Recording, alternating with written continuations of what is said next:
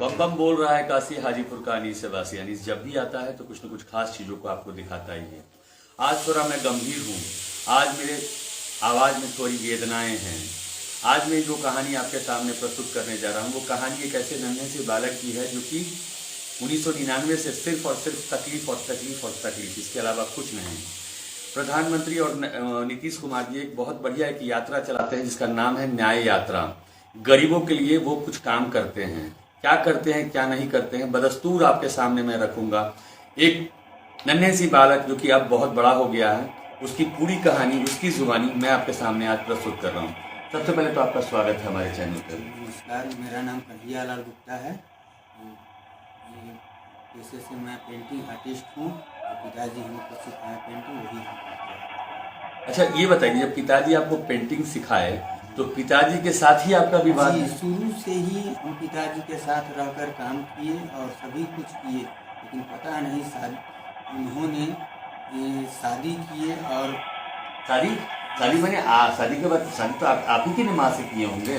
जी नहीं, वो second marriage कर दिए। Second marriage? मेरी माँ के मरने के बाद। अच्छा अच्छा। माँ के मरने के बाद जो है, मरने के 2-3 साल के बाद शादी कर दिए।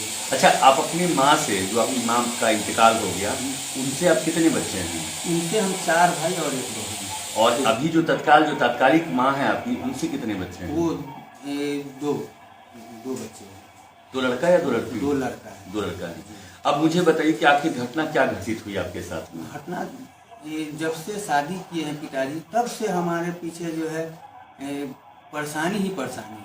कोई भी एक चीज़ जो है वो होता है कि 2 मिनट का सुख आज तक नहीं हो पाया। अच्छा।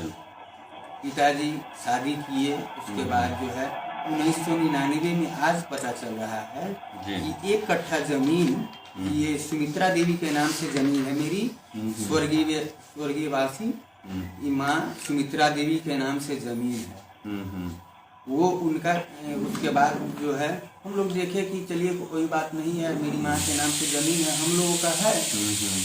ये आज पता चल रहा है कि 25/6/1999 को 25/6/1999 को पिताजी 1 कट्ठा जमीन, जी जरा मैं दिखाऊंगा दर्शकों को कि ये जमीन का वो दस्तावेज है, ये पेपर है जो कि 1999 में, 25/6/1999 को 1 कट्ठा जमीन सौतेली माँ को लिख दिया। अच्छा, वो जमीन किस जगह पे अवस्थित है? वो कहाँ पे?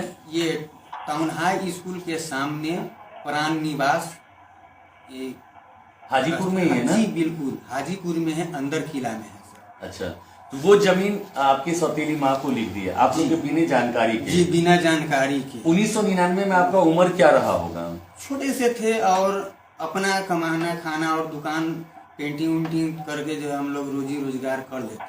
अच्छा, उस समय से हम भी काम करते आ रहे हैं सर।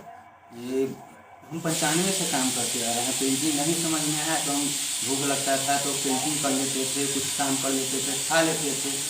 पिताजी आपको सहयोग नहीं करते थे शादी? कोई सहयोग नहीं। अगर करते भी थे तो ये पता नहीं काहे कि जो है वो हे दृष्टि से हम लोगों को देखने लगे। सीधे कमाई से बस है, दे रहा है तो ठीक है, नहीं तो जो है इसको हमेशा टॉर्चर होता रहा है।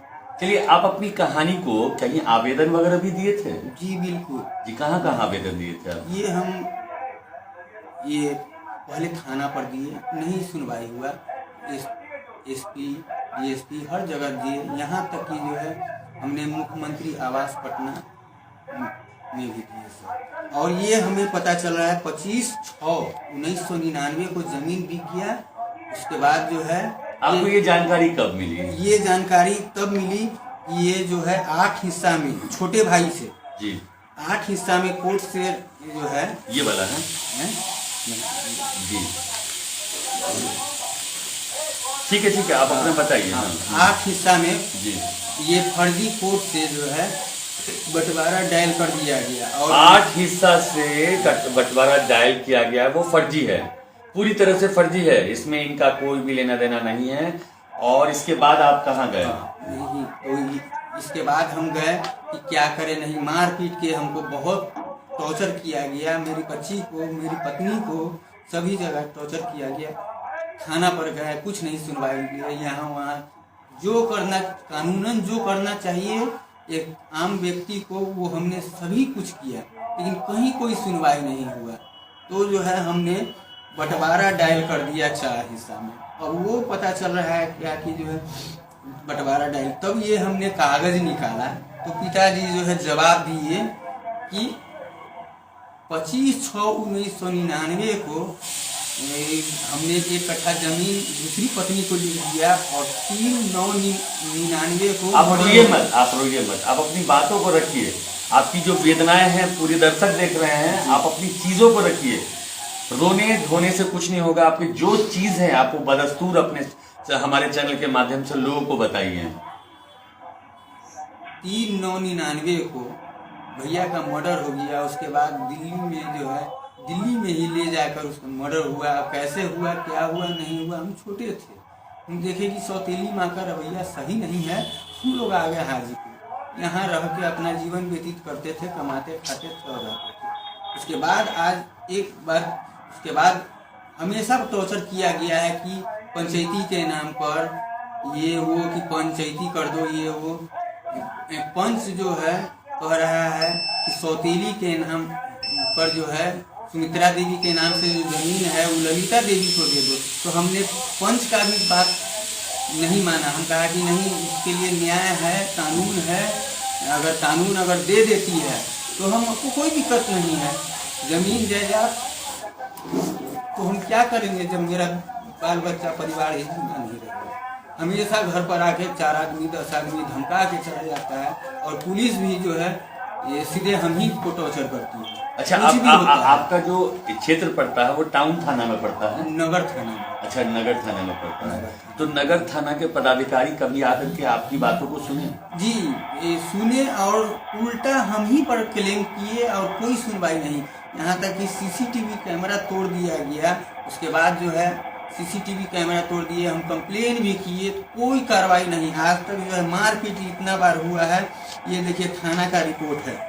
ये थाना का रिपोर्ट है? जी, थाना का रिपोर्ट है सर। चलिए, हम आपको इनबॉक्स में डाल देंगे थाने का रिपोर्ट को भी, क्योंकि कागज बहुत सारे पड़े हुए हैं, उसमें से एक एक कागज को निकाल पाना शायद इनके लिए थोड़ा कठिन है, क्योंकि 1999 में काफी बाल अवस्था में थे, और इनके पिताजी ने जो भी किया, खैर उनकी वो मर्जी थी। पिता है, पिता को हम लोग लांछना नहीं लगाते, दोषारोपण नहीं लगाते हैं, लेकिन वो माँ के बारे में हम लोग जरूर बोलेंगे कि जैसे उनके 2 बच्चे थे वैसे उनके वो 6 बच्चे थे, जो कि उनके साथ उन्होंने क्या न्याय किया, क्या न्याय नहीं किया, वो तो सब आपके सामने स्टोरी है। और बताइए, उसके बाद आप डीएम साहब के पास कभी गए क्या? जी, बहुत बार गए। जब सीसीटीवी कैमरा तोड़ मारपीट हुआ, सब कुछ हुआ, तो हमने कंप्लेन किया कि देखिए मारपीट के कह रहा है, सीसीटीवी कैमरा तोड़ देंगे, ये करेंगे, वो सीसीटीवी कैमरा लगाने से क्या होगा, तुम बच जाएगा, नहीं बचेगा। हम ये धमकी आपको कौन दे रहे थे? ये पिताजी दे रहे थे, और सौतेली भाई सभी लोग दे रहे थे। जो भी उस जमीन के विवाद में पड़े हुए सभी लोग आकर हम पर टॉर्चर किए हैं, और जो भी जुड़े हुए हैं। लेकिन फिर भी हम कहें कि नहीं, ये मेरी माँ के नाम से जमीन है, ये मेरा है। जब तक फैसला नहीं हो जाता है, सही फैसला नहीं हो जाता, तब तक जो है हम कैसे मान ले किसी का बात। ये मेरी माँ के नाम से जमीन है, सुमित्रा देवी के नाम से जमीन है, और सुमित्रा देवी के प्रथम पुत्र प्राणलाल मर्डर हो गया, उसके नाम से हमने अपने घर का जो है स्थापना किया, प्राण निवास नाम रखे, ताकि मेरा भाई मेरे साथ रहे। लेकिन आज के डेट में वो भी ये सब जो है कुछ नहीं रहने दे रहा है। कह रहा है कि नहीं है तुम्हारा, सब मिटा दिया, ये किया, वो किया, तबाह किए हुए हैं। 1999 से आज तक हमको परेशानी ही परेशानी, कभी उस लफड़ा में, कभी उस लफड़ा में, कभी उस लफड़ा में। आज इतना लफड़ा बढ़ गया है कि आप आराम से बोलिए, आप क्यों इतना भावुक हो रहे हैं? भावुक हो रहे हैं, कहीं कुछ नहीं मेरा जो है सुनवाई हो रहा है। नहीं कचहरी में, थाना पर हो रहा है, नहीं प्रशासन से हो रहा है, नहीं हमको कोई। यहाँ तक कि जो है हम थाना पर जाते हैं तो हमको मार के भगा दिया जाता है कि तुम्हारा सुनवाई नहीं लेंगे। मैं और मेरी पत्नी बच्ची हमेशा जाते हैं, लेकिन हम लोगों का सुनवाई नहीं होता है। वो सब जो कहता है उसका सुनवाई होता है। इसीलिए कि भैया का मेरा कहना है कि अगर पिताजी के पास मर्डर केस का कागज है तो वो हमें दे, जनता के सामने, ये पंच के सामने रखे कि ये मर्डर केस कैसे हुआ, नहीं हुआ, क्या हुआ, ये सब फैसला होना चाहिए। उस समय पिताजी क्यों छुपा के रख लिए कि 25/6/1999 को हमने ज़मीन बेच दिया और 3/9/99 को मर्डर हो गया, ये पुलिस को क्यों नहीं बताया? मेरा कहना ये है, अब पता नहीं क्या क्या चाल चल रहे हैं, अभी हमको कुछ पता नहीं है आगे कौन सा चाल चल रहा है, नहीं चल रहा है, कोई नहीं है। सब मिल के हम ही को जो है दबाया जा रहा है कि कन्हई जो है इसको मार देंगे तो जो है पीट देंगे, दबा देंगे, इसका कोई नहीं सुनेगा तो जो है क्या कर लेगा। इतना कागज पत्र रख कर ये थाना पर से भगा दिया जा रहा है। मैं जरा दर्शकों आपको मैं दिखाना चाहूंगा कि इनके पास पेपरों की कमी नहीं है। ये जितने पेपर हैं, ये जितने कागजात हैं, ये सारे साक्ष्य हैं जो कि इनके पास डेट बाय डेट है, इनके पास सारे मौजूद हैं, डेट बाय डेट सारे कागजात इनके पास हैं। उसके बावजूद भी ये न्याय की गुहार न्यायालय में, डीएम साहब के पास, एसपी साहब के पास, मुख्यमंत्री के पास, यहाँ तक कि हमने 44 भी लगाया जमीन पे, वो आज तक थाना से रिपोर्ट नहीं आया। ये 6 महीना हो गया है, 6 महीना हो गया है सर। 44 का इन्होंने 44 का कागज 44 लगाया था, आज तक नहीं आया है सर। उसके बाद पता चल रहा है कि जो है हमारे जमीन पर जो है नगर पालिका द्वारा ये जमीन पर कचरा भरवा के जो है भरा जा रहा है, उस पर जो है दखल दहानी किया जा रहा है कि क्या किया जा रहा है, अभी तक हमको कुछ नहीं पता है सर। क्या नगर पालिका में आप गए, नगर परिषद में आप गए? जी, कोई जो है ये कंप्लेन नहीं लिया गया, नहीं थाना पर कंप्लेन लिया गया, नहीं नगर पालिका में कंप्लेन लिया गया। ये हाजीपुर नगर पालिका की बात है? हाजीपुर नगर पालिका वार्ड नंबर 13 की बात है सर। मेरा घर वार्ड नंबर 13 में पड़ता है सर। देखिए, जहाँ तक की बात है कि नगर पालिका को जब तक आप आदेश नहीं देंगे तब तक वो कोई भी पूरा डंप नहीं करते हैं। आपकी जानकारी में मैं लाइव कैमरे पे बता रहा हूँ, आपके आदेशानुसार ही कोई कार्य होता है। या तो आपके पिताजी इसका आदेश दिए होंगे या फिर आपके, तो ये विवादित, ये जब केस चल रहा है फाइनल हो जाएगा तभी तो घर बनेगा ना, कि बनने के बाद जो है बंटवारा होगा। हमको मार देने के, भैया को मार देने के बाद बंटवारा होगा, हमको मार देने के बाद बंटवारा होगा, कि कैसे क्या होगा। सच्चाई बोलने के लिए जो है जब जब हम बोलते हैं तो हमें पागल समझा जाता है। सब कहता है कथी कि नहीं, ये 25/6/1999 को जो है पिताजी जो जमीन बेचे ये गलत है, और 3/9/99 को भैया का मर्डर हुआ ये गलत है। मेरा अगर ये कहना गलत है तो हम पागल हैं, लेकिन हम सच्चाई को उजागर कर रहे हैं। 1999 से लड़ रहे हैं खिलाफ, और आगे भी लड़ेंगे। जो भी हम काम करेंगे कानूनन करेंगे, और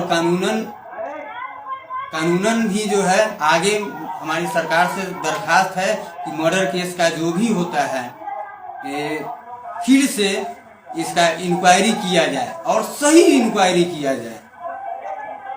जमीन जायदाद जहाँ पर जिसका जो है वो तो सबको मिलेगा ही मिलेगा, हमको कोई दिक्कत नहीं है जिसका जो जमीन है। लेकिन मर्डर केस का जो है, जो इंक्वायरी करने के खिलाफ है, अगर मेरा परिवार, मेरे पिताजी भी अगर खिलाफ होते हैं मर्डर केस के, तो वो भी गुनहगार है।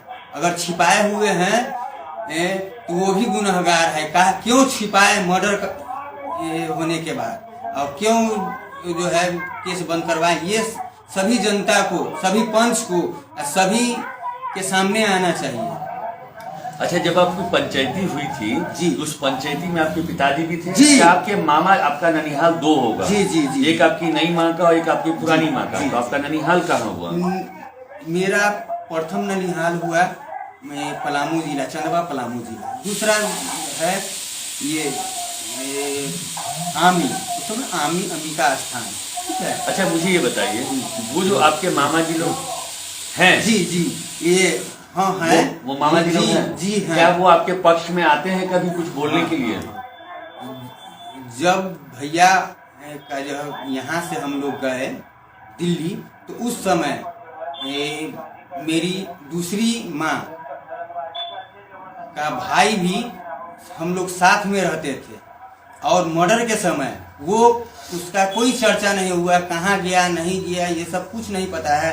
और हमेशा फोन पर मारने का धमकी दिया जाता है हमको कि हम तुमको ऐसे कर देंगे वैसे। रिकॉर्डिंग भी हम सुनाएंगे और जनता के सामने एक एक बात रखेंगे जो भी हमारे साथ हुआ है। रिकॉर्डिंग भी है मारने का, धमकाने का, और ये फर्जी 8 हिस्सा में मारने का जो है ये साइन करने का धमकी भी दिया जा रहा है, मारने पीटने ये कर लेंगे वो कर लेंगे। लेकिन फिर भी जो है हम सरकार से बच के मतलब ये उस सब से बच के सरकार से विनती करते हैं, यहाँ के प्रशासन से विनती करते हैं, यहाँ के जनता से विनती करते हैं कि हमारे भाई का मर्डर हो गया है, मेरा मर्डर न हो जाए। इस विवाद में आप लोग सहयोग कीजिए। जब जनता जागरूक होती है तो हमेशा सही कुछ न कुछ निदान निकलता है। आज हम पर बीत रहा है, बहुत सारे ऐसे हैं कि सब कुछ होने के बाद भी जो है कुछ नहीं। हम तो जो है छोटा सा बालक है, यहाँ पर कुछ नहीं कर पा रहे हैं। कह रहा है कि यह पेंटिंग करता है, ये क्या कर लेगा, मारेंगे, ये करेंगे वो करेंगे। ये थाना पुलिस वकील सब पैसा का मोहताज है, सबसे थक गए। तो आज हम जनता के सामने इनके सामने आए और गुहार लगाएं कि हमें कुछ न्याय दीजिए और मदद कीजिए कि सच्चाई सामने आए। हम 1999 से परेशान हैं। दोस्तों, इनकी कहानी, इनकी व्यथा को आपने सुनी। ये इतने भावुक हो चुके हैं कि अब ये अपनी बातों को रख नहीं पाएंगे।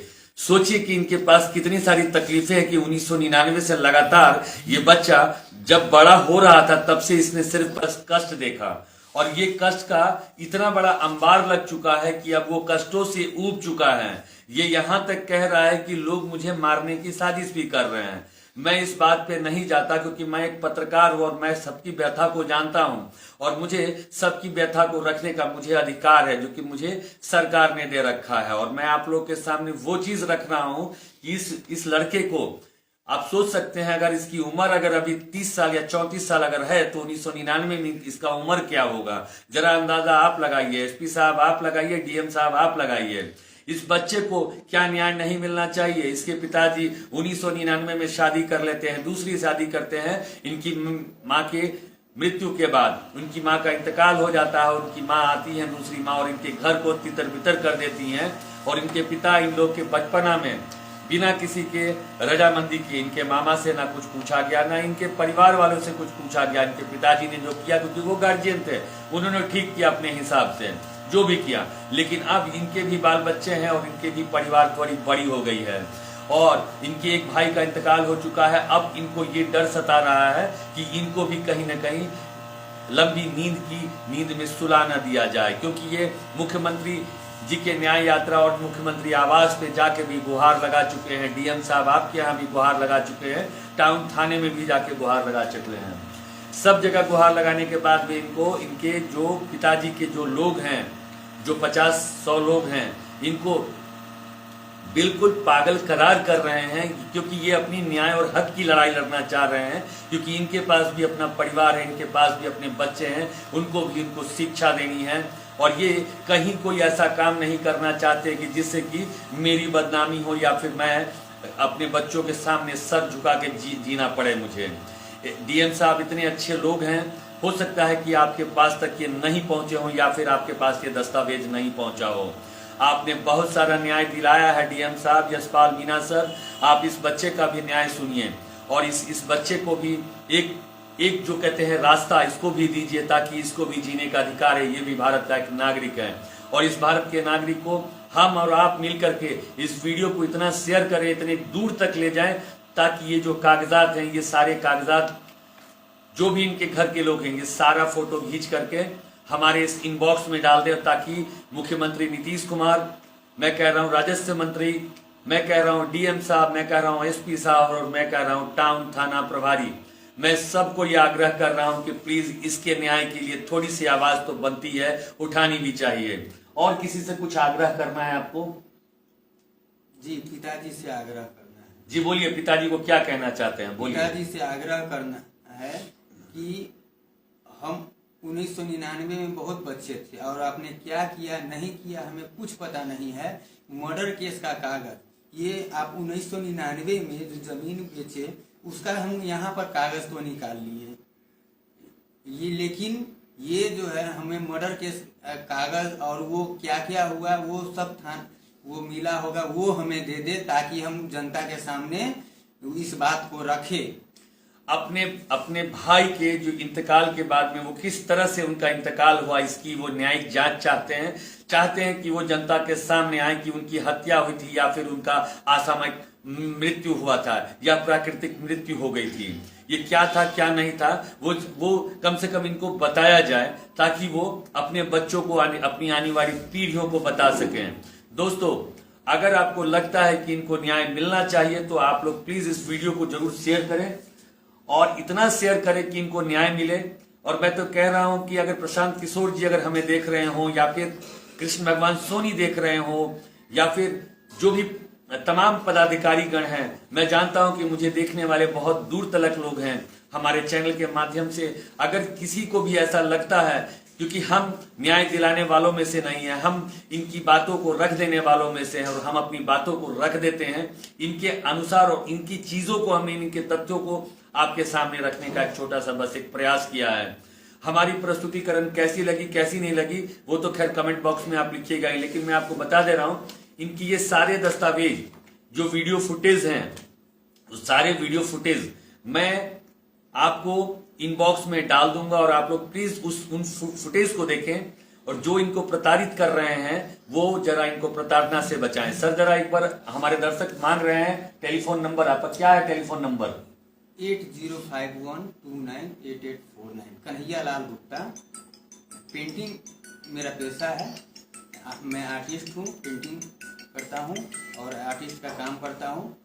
घर मेरा टाउन हाई स्कूल के सामने प्राण निवास अंदर किला हाजीपुर मेरा निवास है और हम उसी में रहते हैं। और दुकान है मेरा गांधी चौक पे कन्हैया लाल गुप्ता आर्ट पेंटर से छोटा सा दुकान हम किए हुए हैं ताकि अपने परिवार का जीवन व्यतीत किया जाए। उसी में हम लोग कमाते खाते और व्यतीत करते हैं। चलिए मैं इस वीडियो को यहीं पे समाप्त कर रहा हूं। इनकी व्यथा को मैंने आपके सामने बस दूर रखने का एक छोटा सा प्रयास किया है।